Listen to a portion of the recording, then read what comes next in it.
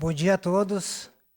Então veio hoje, nessa data, representando a MOB, eu como presidente do bairro Eusébio Beltrão de Queiroz, queria que nós tivéssemos como falar que nós temos tendo bons dias dentro da comunidade, mas isso não está acontecendo.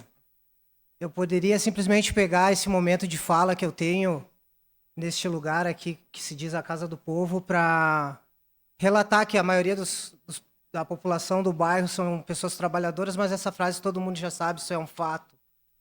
Mas o que me traz aqui hoje é o relato de vários moradores do bairro que têm sofrido com a perseguição policial dentro da nossa comunidade.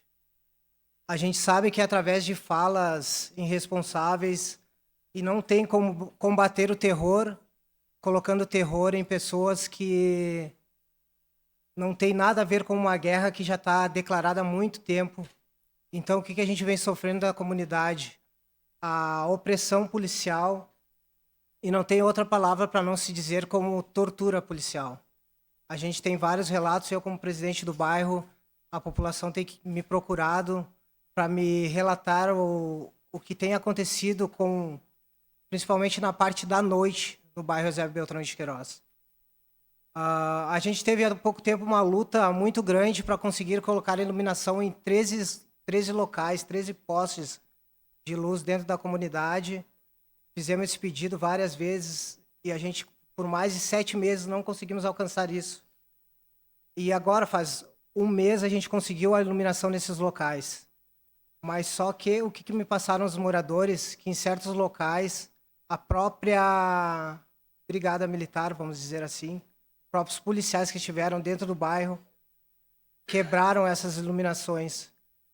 Porque o que está acontecendo? Eles estão invadindo as residências de pessoas que não têm nada a ver com o crime, com o tráfico de drogas, invadindo, quebrando casas, revistando mulheres, deixando mulheres nuas. A gente tem fotos, a gente tem relatos, a gente tem imagens disso.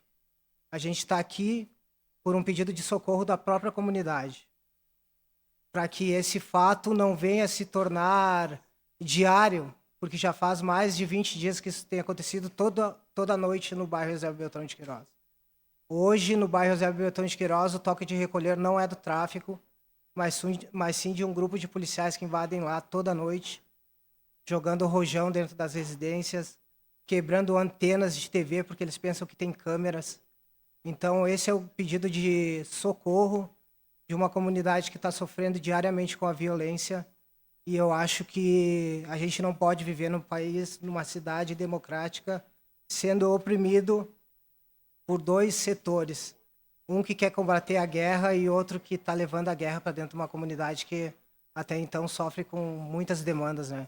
Era isso que eu tinha que passar hoje aí e agradecer a Estela, o pessoal que tem comparecido lá.